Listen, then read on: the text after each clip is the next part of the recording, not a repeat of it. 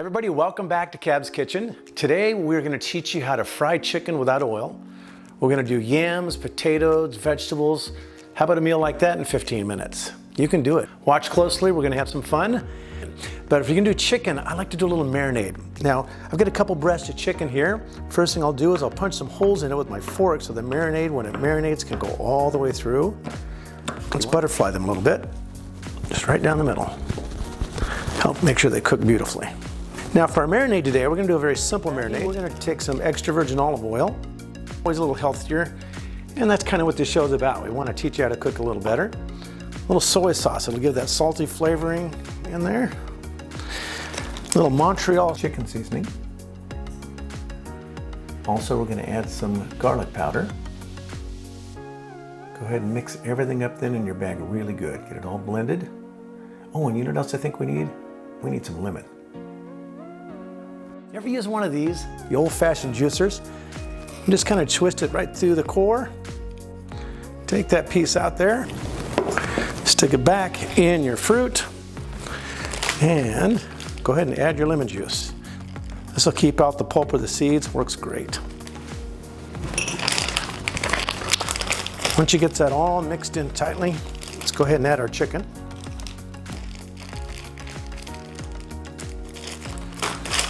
Go ahead and throw that in your refrigerator for a little while, and when you're ready to cook, that is having an amazing flavor to it. We got our chicken marinating. Now let's go ahead and get our vegetables prepped. The thinner you slice a carrot, you know, the sweeter the taste. It's gonna release more flavor out of it. Also, they're easier for your body to digest, so we're gonna slice them up nice and thin for us.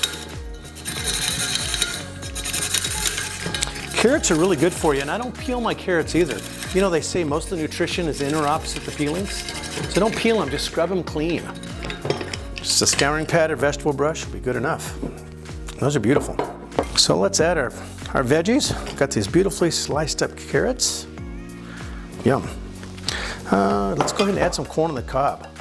Everybody likes corn on the cob. How about some yellow squash, too? Do you know yellow squash has about twice as much vitamin C as orange juice? We're gonna add some of that. We'll add some of this broccoli. And remember, the two colors that'll make you feel hungry are red and yellow. So whenever you're cooking, try to add some red vegetables and some yellow vegetables. Your family will eat it better. So we're gonna add some yellow squash to this.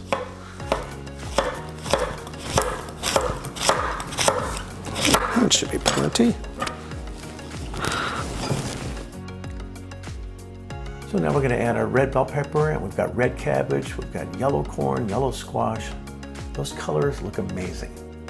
Most people next would add water, so they can boil them and steam them, of course, but people don't realize that water's a solvent. It just breaks my food down.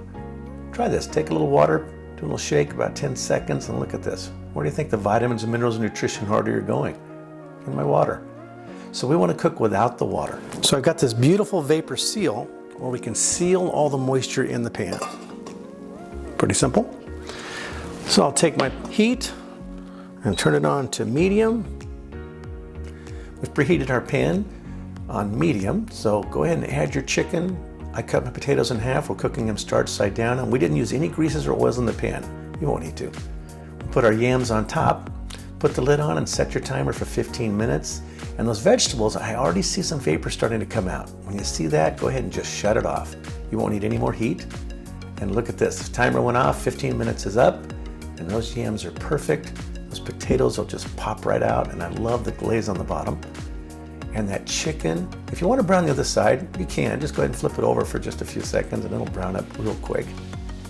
And that chicken will be perfect. So what you've got is the juiciest, most flavorful chicken. In fact, I better have a bite. Oh my gosh, it's good. It's hot. The glaze on the bottom of your pan, don't worry about it. While it's hot, pour some water in there. Now you can't do that with most pans, it'll bore, but with these, they're 110 gauge thick, they're a multi-ply, you won't hurt them. Take a paper towel, and I'm always amazed how easily everything just wipes right out after you just deglaze it. We'll shine it up later. Those vegetables, open that lid, look, they're still hot. They come out perfect. The reds are reds, the yellows are yellows. Now that's a meal everybody will enjoy right there. Thank you for joining us today at Cab's Kitchen. Hopefully you learned a few things, and we want to say thank you to to our sponsors, 360 Cookware. I can't wait to hear what you think of that chicken. It's so juicy. Put some comments in the area down below, and while you're down there, click the subscribe button and click the like button. We want everybody to share what we're teaching, and we're just having a blast doing this. Hopefully you're having a good time learning as well. Next week, I'm gonna teach you how to do the best fall off the bone barbecue ribs in your slow cooker. It's really easy to do, and we want to teach you how to do it, so we will see you next time right here in Cab's Kitchen.